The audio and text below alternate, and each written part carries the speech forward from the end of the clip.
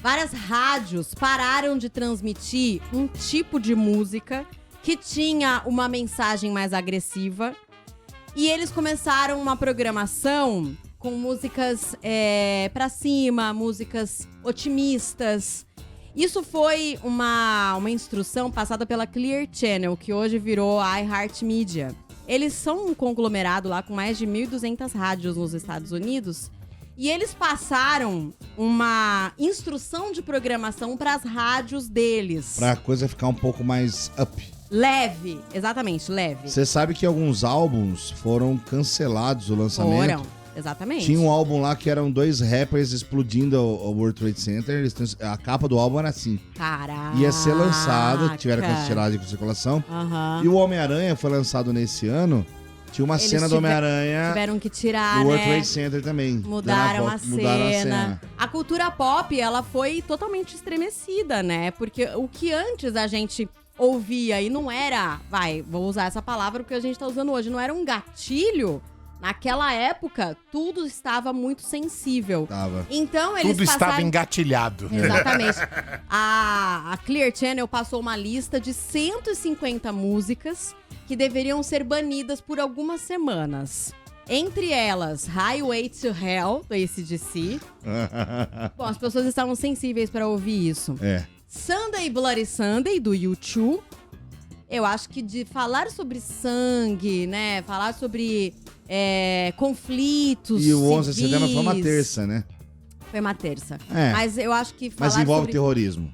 E assim, pra gente não, mas bloody, é sangrento, né? Então acho que eles estavam ali querendo ouvir coisas mais leves. E essa aqui que a gente vai ouvir de BG, Aeroplane, do Red Hot Chili Peppers.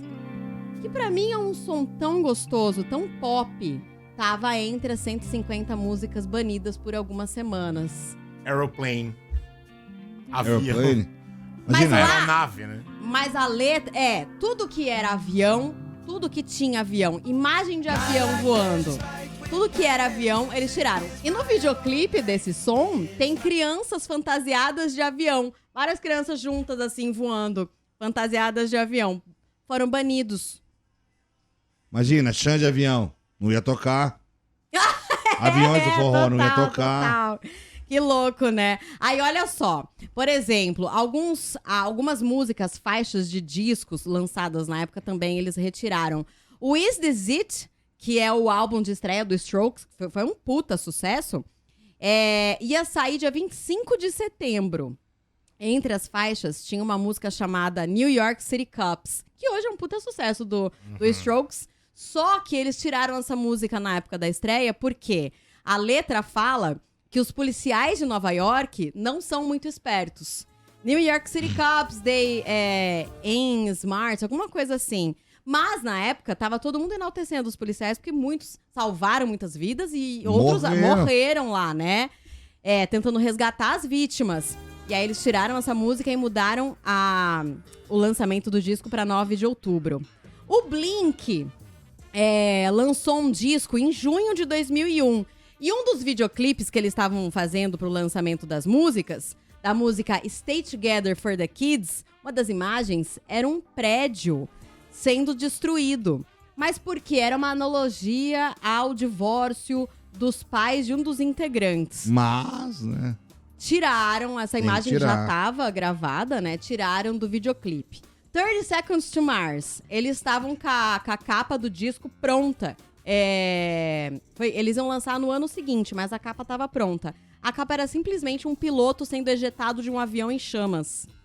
Aí mudaram a capa para sempre. Hoje é só um menino vestido de piloto.